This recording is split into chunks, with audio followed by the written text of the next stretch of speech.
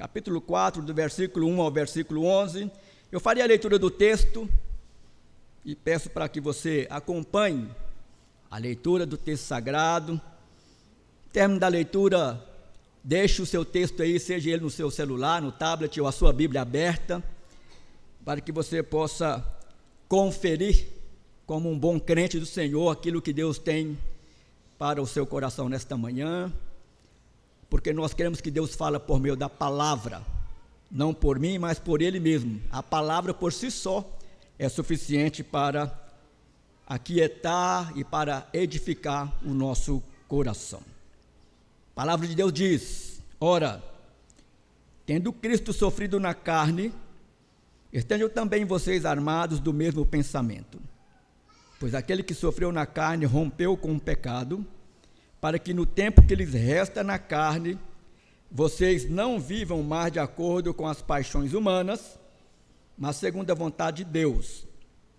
Porque basta que no passado vocês tenham feito a vontade dos gentios, tendo andado em práticas libertinas, desejos carnais, bebedeiras, orgias, embriaguez e em detestáveis idolatrias.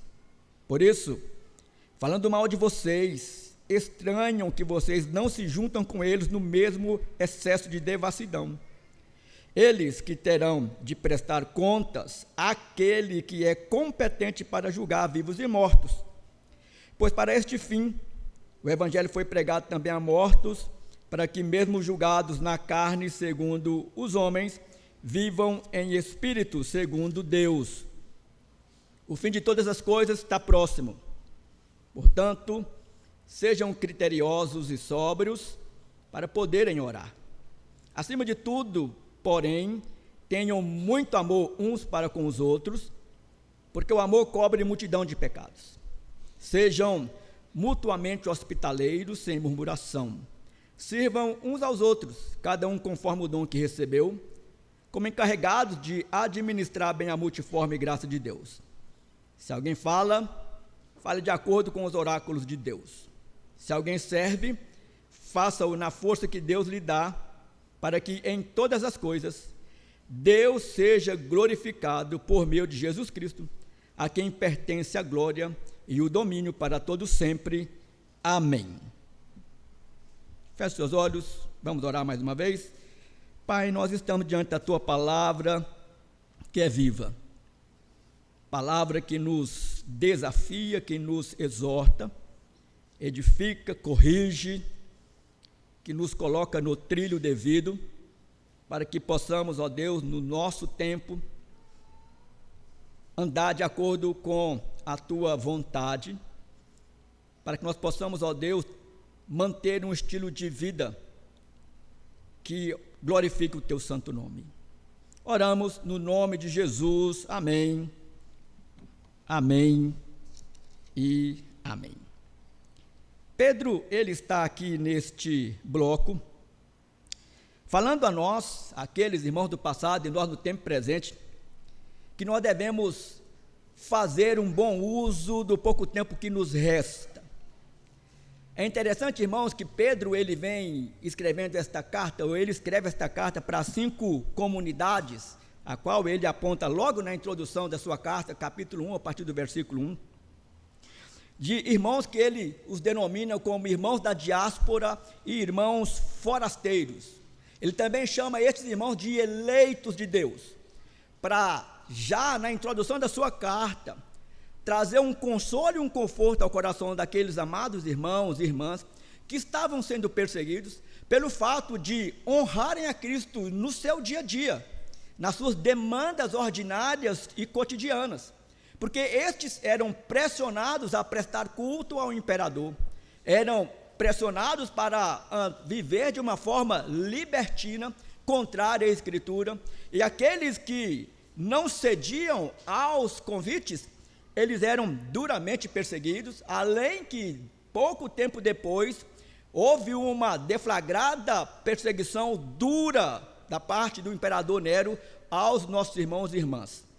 Por isso, Pedro escreve com este intento de falar para aqueles irmãos no passado e nós no tempo presente, que nós precisamos fazer um bom uso do pouco tempo que nos resta. E você vai perceber a forma como Pedro trata esta questão. Primeiro eu peço, ou eu desejo perguntar a você, que se você tem feito um bom uso do pouco tempo que resta a você, se você tem remido o seu tempo de uma forma que, apontado pela Escritura, eu quero perguntar se você faz isso crendo verdadeiramente no retorno de Jesus Cristo, conforme prometido nas Escrituras. Porque Pedro diz que o fato de nós termos uma expectativa com o retorno de Jesus, nós temos que viver de uma forma que agrada a Deus. Uma forma contrária aos desejos e às ordenanças do mundo, o qual nós fazemos parte dele, mas não somos e não pertencemos a este mundo. Então nós precisamos olhar para a nossa vida, e a nossa vida ela vai responder por meio das nossas ações, palavras, testemunho, até do nosso silêncio, se nós de fato cremos no retorno de Jesus, conforme prometido na Escritura. Se você crê no retorno de Jesus, conforme está registrado na Escritura, eu dou a você parabéns, continue neste caminho, porque este é o caminho que agrada a Deus. Mas se você tem andado de uma forma que não tem sido agradável a Deus, eu peço para que você, nesta manhã, reflita sobre aquilo que Deus tem para falar para o seu coração, para que você novamente volte a viver de uma forma que seja agradável a Ele, para que você ajuste a sua vida, a sua conduta de acordo com aquilo que é revelado na Escritura Sagrada. E como fazê-lo? É justamente isso que Pedro vai nos ensinar neste momento. Pedro vai dizer que aqueles que andam segundo o ditame da Escritura, eles vivem segundo a vontade de Deus. Este é o tema proposto. Vivendo segundo a vontade de Deus. E a pergunta é, como então fazer um bom uso do tempo? Isso é possível no contexto que nós estamos inseridos? No mundo tão cheio de propostas prazerosas, era o mesmo problema dos irmãos no passado, o mesmo problema no nosso tempo presente. Pedro diz, é possível sim, é possível viver uma vida remindo o tempo, fazendo um bom uso do tempo, quando nós temos uma atitude militante contra o pecado. Você pode conferir aí, capítulo 4, versículo 1 ao versículo 3, que nós acabamos de ler. Ora, tendo Cristo sofrido na carne, estejam também vós armados do mesmo pensamento, pois aquele que sofreu na carne rompeu com o pecado. Primeiro bloco da carta que Pedro escreve, capítulo 1, versículo 1 ao capítulo 2, versículo 11, Pedro vai tratar sobre a graça de Deus e a salvação. Aqueles que antes nem eram povo do Senhor, foram eleitos antes da fundação do mundo para a salvação. Mas estes agora devem viver uma vida santa, de acordo com aquilo que é apontado pela Escritura, porque este Deus que nós servimos é santo, santo, santo.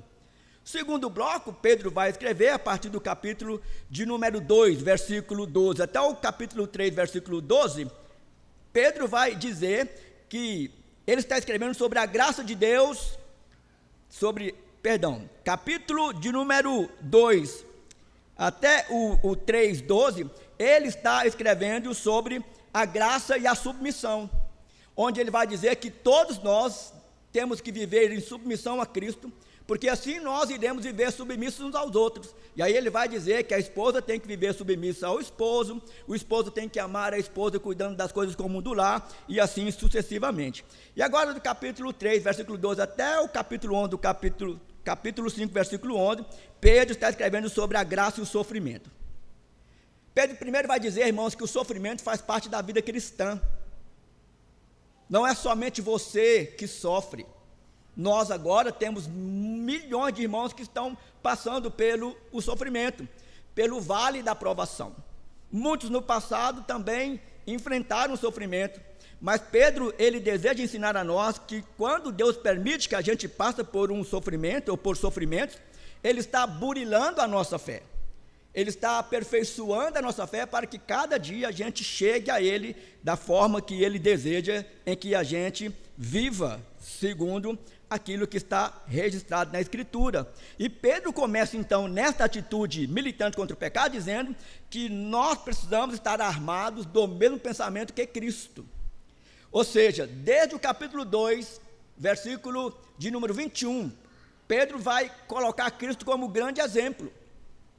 Ele não pecou, mas morreu pelos pecadores. Ele, quando afrontado, não abria sua boca. Ele não revidava como nós revidamos.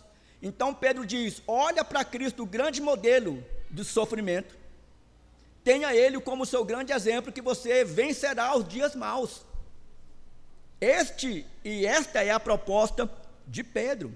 E armado do mesmo pensamento, trata-se de uma imagem de um soldado que coloca o seu equipamento e a sua arma para a batalha. Aquele que se veste, pega sua arma para a batalha iminente. Não é uma batalha qualquer, é uma luta que envolve vida e morte. Pois aquele que sofreu na carne deixou o pecado, ou seja, Cristo não cedeu ao pecado, não pecou, e Pedro vai dizer isso mais adiante. Antes, ele chama a atenção minha e sua para que a gente olhe para Jesus, para que em Cristo a gente tenha força suficiente para vencer todo o sofrimento. O ser humano, ele tem um poder extraordinário de adaptação. Se você sai daqui e vai lá para o Polo Norte, você, de alguma forma, o seu corpo vai adaptar àquele clima hostil. Se você for para o deserto, também. Mas nós precisamos, e o que Pedro está dizendo, irmãos, é que nós precisamos ter um grande cuidado para não adaptar com uma vida de pecado. Pedro deseja que a gente lance fora o pecado, que a gente tenha uma vida vigilante, para que a gente não venha a adaptar-se ao pecado. Estava agora pela manhã fazendo a minha devocional no livro de Isaías, e Isaías dizendo que até os sacerdotes se reuniam no templo, adorando falsos deuses, e diziam: Deus não está nos vendo, Ele não está vendo a gente, Ele não se importa com isso. Ora, irmãos, nós servimos a um Deus que é onisciente.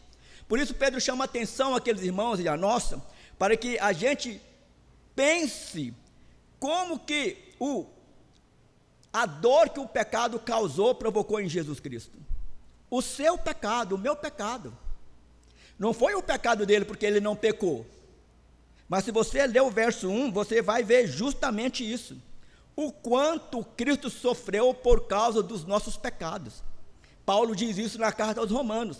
Se você deseja que Deus lhe dê uma prova de amor, Paulo diz: a maior prova de amor que Deus nos concede é quando Ele concede Jesus, seu Filho, para morrer no meu e no seu lugar, quando nós éramos ainda pecadores. É isso que Pedro deseja. A ideia central aqui do versículo 1 é a mesma verdade ensinada em Romanos capítulo 6. Pelo fato de nós sermos identificados com Cristo, o seu sofrimento e a sua morte, portanto, nós também, no poder de Cristo, na capacidade dada pelo Espírito, nós temos como resistir o pecado e vencê-lo também. Ao entregar a nossa vida a Deus, com a mesma atitude que Jesus a entregou, nós temos como vencer este grande inimigo. Mas Pedro também, no versículo 2, ele quer nos chamar para que a gente desfrute da vontade de Deus. Se você ler o versículo 2, vai dizer: para que no tempo que lhes resta na carne, vocês não vivam mais de acordo com as paixões humanas. E aqui Pedro está fazendo um contraste entre a vida que agrada a Deus e a vida que desagrada a Deus. Aqui é um contraste entre os desejos da carne e o desejo daquele que deseja, o desejo de fazer a vontade de Deus. Se nós fizermos a vontade de Deus, nós estaremos vivendo ou remindo o tempo de uma forma agradável ao nosso Deus.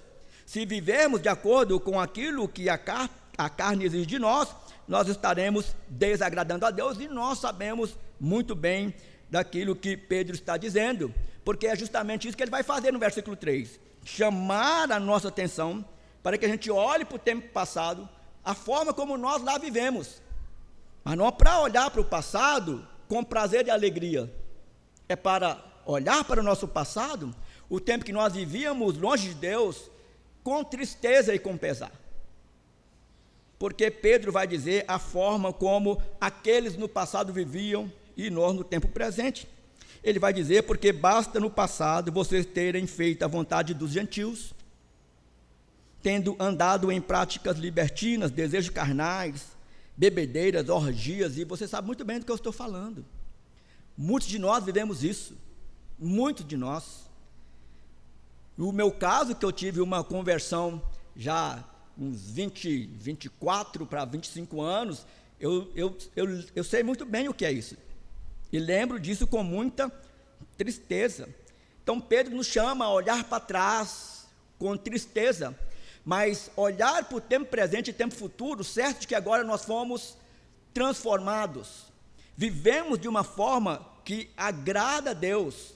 Nós devemos esforçar para que a vontade de Deus prevaleça nessa luta que nós travamos entre a velha natureza e a nova natureza, o velho homem e o novo homem. E aqui Pedro vai lembrar que práticas libertinas, desejos carnais, bebedeiras, orgias, embriaguez, leva tudo isso para a idolatria, porque neste contexto, tudo isso fazia parte dos cultos pagãos, e que envolvia até prostituição. E Pedro diz que alguns de vocês, Paulo diz, alguns de vocês viveram desta forma, mas agora vocês pertencem a Jesus Cristo. O que Pedro está chamando a nossa atenção, irmãos, é que quão eficaz é o sacrifício de Jesus, de onde ele nos tirou. O tempo da conversão, ele vai passando, e essas coisas vão se diluindo da nossa mente, do nosso coração, e precisam mesmo, esse tempo mal que nós vivemos, né? Mas Pedro nos chama a atenção para olharmos para o passado e ver quão bondoso Cristo foi, e o quanto ele sofreu na cruz para pagar pelo meu pecado e o seu pecado, de pessoas zombadoras, blasfemas, pessoas que não estavam nem aí para Deus, perseguidores, como o próprio Paulo diz que ele foi, pessoas que intentavam mal contra Deus e contra a sua igreja. Que Pedro está dizendo que se voltarmos para lá, é uma insensatez muito grande da nossa parte. Seria uma insensatez gigante nós não considerarmos o tamanho do sacrifício de Jesus por nós, pagando pelo nosso pecado. É isso que Pedro está dizendo a nós. Por isso eu quero trazer como a primeira aplicação prática para mim e a sua vida, é que se tem algo, irmãos, extremamente tentador e prazeroso, é o pecado. Não existe nenhum pecado que não promova prazer, mas todos nós sabemos que o salário do pecado é a morte. Você pode perguntar a uma pessoa que faz uso de drogas, que faz uso de bebida alcoólica, que ele tem, seja a comida ou qualquer outra área da sua vida, que envolve um pecado desenfreado, ele tem prazer fugaz nisso, mas nós sabemos que tudo isso aponta para a morte.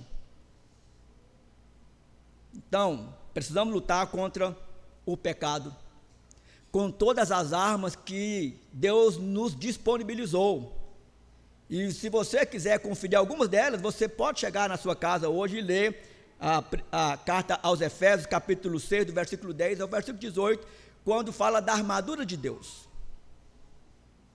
Quer vencer o pecado? Revista-se da armadura de Deus. É isso que Paulo está falando ali, para que você rechaça os dardos inflamados do maligno que está sendo arremessado contra você diariamente, insistentemente, permanentemente. Nós temos tudo o que precisamos para vencer este mundo hostil e a luta contra o pecado. O problema é que nós não fazemos uso dessas armas disponíveis a nós. Alguns até acham que as armas do mundo será suficiente contra a ele mesmo. Não serão. Por isso, é esta pergunta que eu faço para você, ou é essa afirmação que eu trago para o seu coração.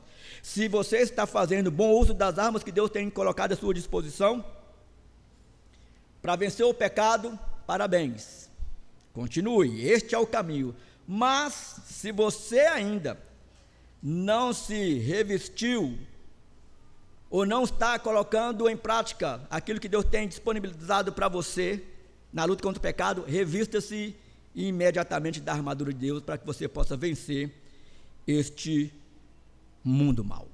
Em segundo lugar, Pedro vai nos dizer como fazer um bom uso do tempo.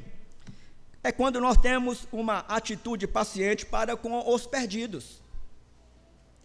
Um dos primeiros erros que nós cometemos pós-conversão é quando nós desligamos totalmente dos nossos amigos que não converteram, que não foram para a igreja conosco, que não professam Jesus como Senhor e Salvador. Talvez seja por falta de instrução, talvez seja por falta de maturidade, mas nós nos desligamos deles, e alguns deles tornam-se até os nossos inimigos, e até perseguidores. Mas Pedro diz que nós temos que ter uma atitude paciente para com aqueles que ainda não professam Jesus Cristo.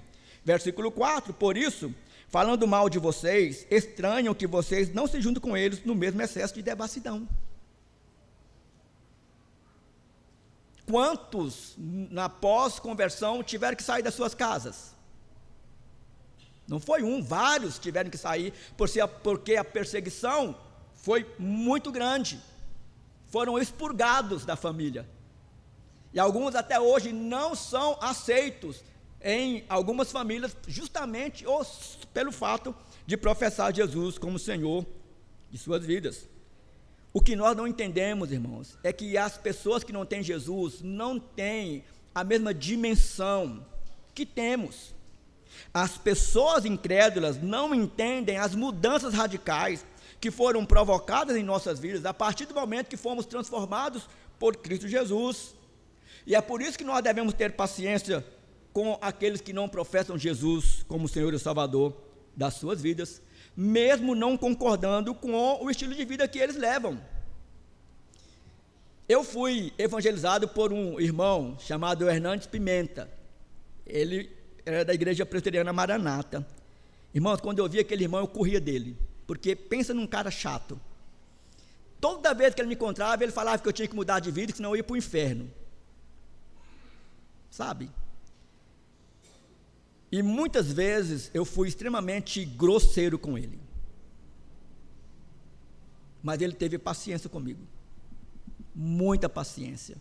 Outro, pastor Eli, Igreja Assembleia de Deus, era muito próximo da minha casa. Pastor Eli vinha, ele, a esposa e 3 filhos. O pastor Eli vinha com a sanfona, um dos filhos com violão, o outro com contrabaixo. Todos os dias eu parava com aquela família e falava para o pastor Eli: pastor, toca um forró para mim dançar. E o pastor falava para mim assim: o dia em que você for batizado, eu estarei lá para agradecer a Deus por este ato. E no dia do meu batismo ele estava lá com toda a família. É isso, irmãos, que nós devemos olhar para a forma como Deus teve paciência conosco. É isso que Pedro está chamando a minha e a sua atenção. Afinal, os incrédulos estão cegos para a verdade do Evangelho. É o que Paulo vai dizer na segunda carta à igreja em Corinto: mas se o nosso Evangelho ainda está encoberto, é para os que se perdem que ele está encoberto, nos quais o Deus deste mundo cegou o entendimento dos descrentes, para que não lhes resplandeça a luz do Evangelho, da glória de Cristo, o qual é a imagem de Deus. Mas nós oramos e cremos que Deus, assim como Ele nos transformou, pode transformá-los também. Na realidade, o nosso contato com aqueles que não professam Jesus como Salvador é importante para eles, porque nós que vamos anunciar o Evangelho a eles, é nós que vamos apontar o caminho da vida, porque senão eles podem até dizer ou tentar justificar que nós somos amigos de anos e nunca falamos de Jesus para eles. Então, em vez de discutirmos com eles, nós devemos orar com eles e por eles, sabendo que o julgamento final pertence a Deus, somente a Deus. Deus é que sabe aqueles que irão e que não irão ser transformados por Ele. Por isso, eu quero trazer uma segunda aplicação prática para a sua vida e para a minha vida. Primeiro é com essa pergunta: como você tem agido com os seus familiares e amigos que não são crentes?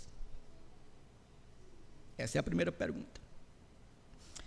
Você tem preocupado com o que eles pensam e falam, por isso tem cedido à pressão da família, dos amigos?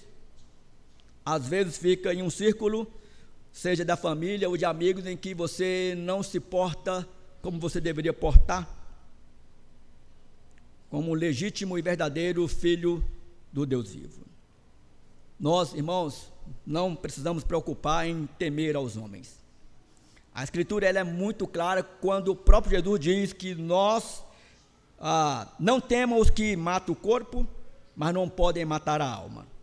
Pelo contrário, temos aquele que pode fazer perecer no inferno tanto a alma como o corpo.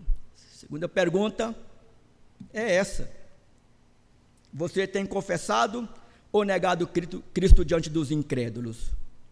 Essa é a pergunta para que você responda a Deus.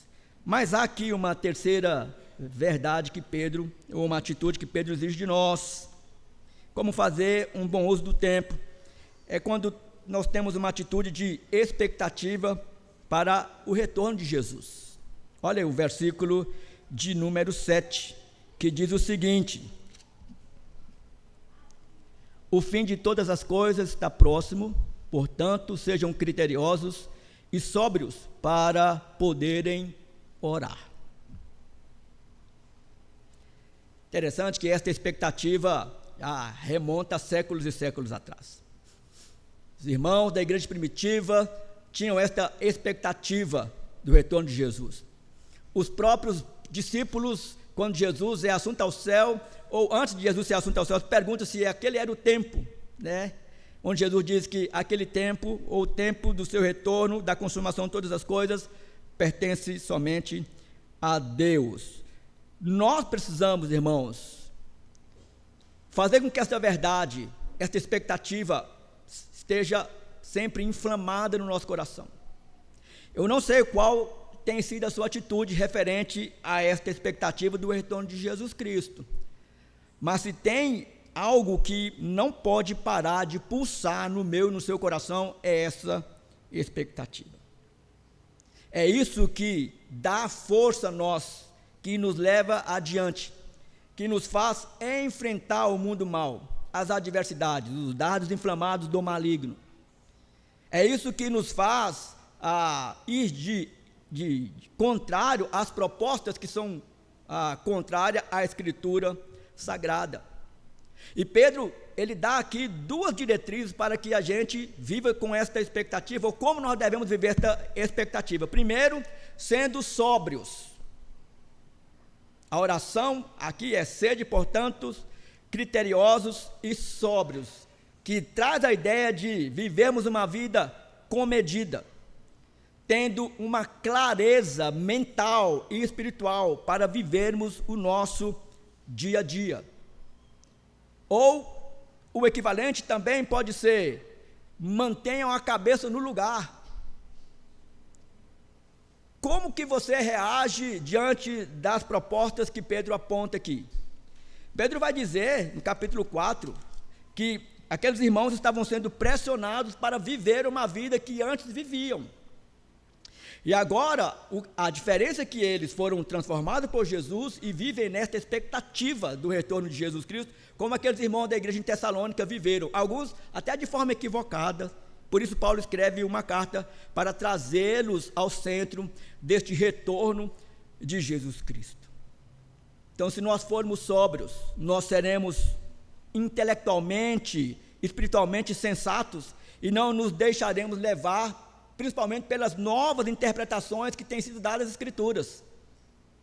Esse é um tempo muito perigoso, onde tem se dado aí novas interpretações para a Bíblia Sagrada, e isso tem sido feito por pastores que você conhece. Isso é muito perigoso.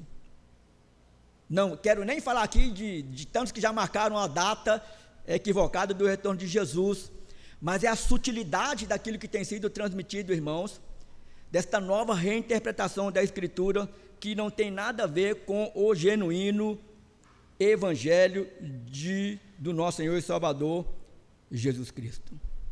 A melhor forma que nós temos para viver o tempo que nos resta, irmãos, é viver dentro desta santa expectativa, de forma equilibrada. Mas Pedro também vai dizer, a outra diretriz é que nós temos que viver de uma forma sóbria em oração. Quem é sóbrio, vigia e ora. E o termo aqui, vigiar, dá a ideia de estar alerta e ter domínio próprio, que é fruto do Espírito. Em outras palavras, Pedro está afirmando: sejam calmos e serenos de espírito, a fim de se dedicarem à oração. Eu creio, irmãos, que no tempo da provação, do sofrimento, é o tempo que nós mais oramos. Mas às vezes, esses sofrimentos, essas provações passam e nós deixamos de orar como antes orávamos. Nós temos que ter um padrão de oração diária, assim como temos que ter um padrão de leitura da Escritura diariamente. Nós, desde a segunda-feira passada, estivemos aqui até o dia de ontem, na Semana Mundial de Oração. Estávamos aqui fazendo o quê? Orando. Porque orar, irmãos, é estar em sintonia com Deus. Orar é você abrir o seu coração para Deus e para o seu irmão, sua irmã, daquilo que você está vivendo. E é por isso que é bom fazer parte das nossas reuniões de oração. Toda quarta-feira, a partir da quarta-feira aqui, desta semana, nós estaremos aqui, 19h30, orando. É onde aqui nós sabemos o que o outro está precisando, necessitando, para que a gente possa interceder, mas também interceder para que a gente viva esta santa expectativa, com prazer e com alegria. Uma atitude expectativa para com a volta de Cristo requer uma mente equilibrada e uma vida de oração alerta e de total vigilância. Mais uma aplicação prática para a minha e a sua vida. Qual tem sido a sua expectativa referente ao fim de todas as coisas? A segunda volta de Jesus. Você realmente acredita que essa promessa cumprirá? Acredita mesmo? No fundo do seu coração? Apocalipse capítulo 22, versículo 20 diz: aquele que dá testemunho destas coisas diz: certamente venho sem demora. Amém. Maranata, vem Jesus. Você tem vivido de uma forma equilibrada e em vigilante oração. Por fim, como fazer um bom uso do tempo? Pedro vai também, mais uma vez, e finalmente dizer, quando nós temos uma atitude fervorosa para com os santos, fervorosa e serviçal. A partir do versículo 8, você pode conferir aí na sua Bíblia, Pedro vai dizer o seguinte: acima de tudo, porém, tenham muito amor uns para com os outros, porque o amor cobre multidão de pecados. Sejam mutuamente hospitaleiros, sem murmuração. Sirvam uns aos outros, cada um conforme o dom que recebeu, como encarregados de administrar bem a multiforme graça de Deus. E assim sucessivamente. Pedro revela aqui mais algumas diretrizes para que a gente atinja este objetivo. Primeiro, Pedro diz que o amor tem que estar acima de tudo. O amor nosso para com Deus e o nosso amor para com os nossos irmãos. Porque este é o resumo de toda a lei: amar a Deus acima de todas as coisas e ao próximo como a ti mesmo. Na versão, a Revista Atualizada, o versículo diz: acima de tudo, porém, tende amor intenso uns para com os outros. E este termo retrata um atleta esforçando-se para alcançar o alvo que ele tanto deseja chegar. E transmite a ideia de anseio. Ter amor cristão significa tratar uns aos outros da mesma maneira como Deus nos trata. E aí, quando a gente olha para a esfera da nossa casa, né, e da igreja, a gente vê quão distantes nós estamos deste objetivo. Mas há um caminho para seguir, que é o próximo que Pedro diz, que o amor, ele é sempre pronto a perdoar. Irmãos, nós nos desentendemos, vez ou outra, mas nós não podemos deixar que a nossa ira ou a nossa frustração fique no nosso coração sem que seja resolvida.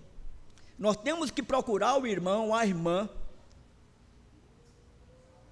e entrar em acordo com ele e com ela. Há tantas diretrizes que a Escritura nos aponta para que a gente haja desta forma, para que a paz sempre perdure no nosso meio, porque é desta forma que nós vamos chamar a atenção deste mundo que jaz no maligno, onde, a despeito das nossas diferenças, as pessoas vão encontrar uma comunidade que se ama, que cuida um do outro. E eu tenho insistido em dizer isso aqui. O mínimo que nós precisamos saber é onde o nosso irmão mora, onde mora, qual que é a sua necessidade, para que eu possa diariamente recorrer a Deus em favor dele ou dela.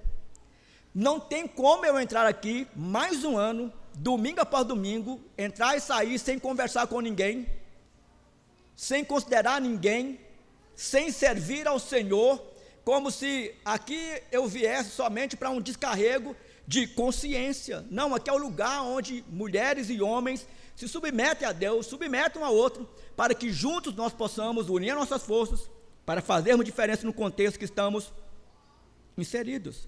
E aí Pedro vai usar Provérbios capítulo 10, versículo 12, que diz: o ódio excita contendas, mas o amor cobre todas as transgressões. É quando eu reconheço que aquele irmão é tão pecador como eu, e que mesmo que eu tenha ficado chateado com ele, eu vou perdoá-lo. É isso que Pedro está ensinando aqui. Mas também, se eu ver um irmão num caminho que não agrada a Deus, eu preciso, como irmão, chamá-lo a atenção. Não é porque eu sou pastor, porque qualquer um de vocês podem chamar a minha atenção, e devem, se vocês me verem fazendo qualquer coisa que não está de acordo com a Escritura. Eu exijo que vocês façam isso.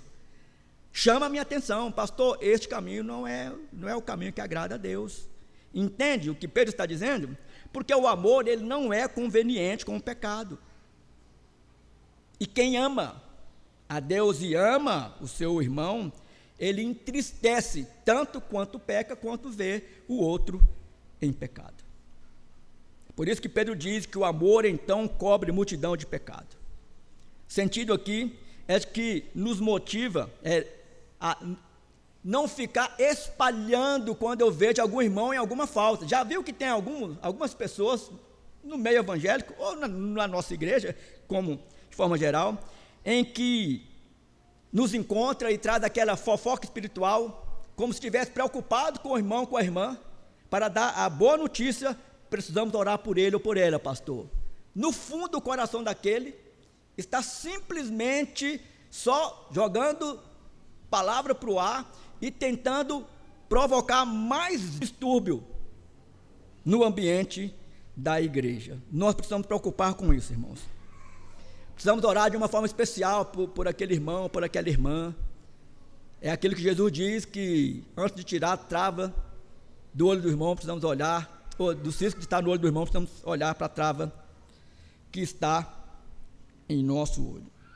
Pedro também vai dar mais uma diretriz, dizendo que o amor não apenas deve ser intenso e pronto a perdoar, mas ele tem que ser prático. Versículo 9. O amor, ele é prático. Pedro vai dizer, versículo de número 9, sejam mutuamente hospitaleiros, sem murmuração. E aqui, sabemos que hospitalidade também é um dom. Ao abrir o lar para servos de Deus, ajuda-se a promover a verdade. Terceira carta de João, versículos 5 a 8. Aliás, compartilhar com os outros, compartilha-se com o próprio Cristo. Mateus 25, 35 e o versículo 43. E por fim, a última diretriz é que o amor tem que redundar em serviço. Olha aí o versículo 10 e o versículo 11, o que é que Pedro diz? Sirvam uns aos outros, cada um conforme o dom que recebeu.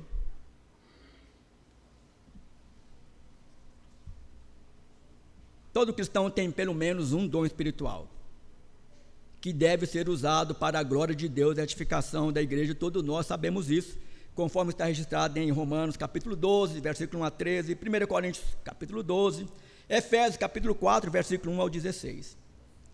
Somos mordomos de Deus, e Deus nos confiou os dons a fim de que sejam empregados para o bem da sua igreja. O Senhor mesmo dá a capacidade espiritual de desenvolver os dons e de servir com fidelidade à igreja. A outra coisa que eu insisto, irmão, não tem como você não servir a Cristo. Não tem como. Não tem nenhuma desculpa sua aceitável por Deus de que você não tem como servi-lo. A igreja tem muitas áreas afins. Você cabe em uma delas. É só você se dispor, porque os seus dons, os seus talentos estão aí. Basta você se colocar de prontidão e dizer para o Senhor: eu quero servi-lo. E na igreja você vai encontrar muitos irmãos e muitas irmãs que vão te conduzir para a área em que você irá servir bem ao Senhor da igreja. Então, alguns dons aqui referem-se ao falar, outros ao serviço. Os dois tipos são importantes para a igreja. Alguns ministérios são realizados nos bastidores e contribuem para viabilizar os ministérios que são realizados em público. A igreja, ela é um organismo vivo, ela não para. Enquanto eu estou aqui, tem irmãos trabalhando. Para que isso pudesse acontecer, irmãos trabalharam. Então, este organismo vivo, que você faz parte dele, não tem como você não se dispor a servir a Cristo e a sua igreja. E Pedro, por fim, vai apontar o propósito dos dons concedidos por Deus a todos os santos, para que em todas as coisas Deus seja glorificado. Olha só que coisa maravilhosa. Tudo que nós fazemos, irmãos, por meio de nossos dons e talentos, é para a glória de Deus, Pedro está dizendo. É isso que tem que ficar no meu e no seu coração, para que em todas as coisas Deus seja glorificado por meio de Jesus Cristo, a quem pertence a glória e o domínio para todo sempre. Amém.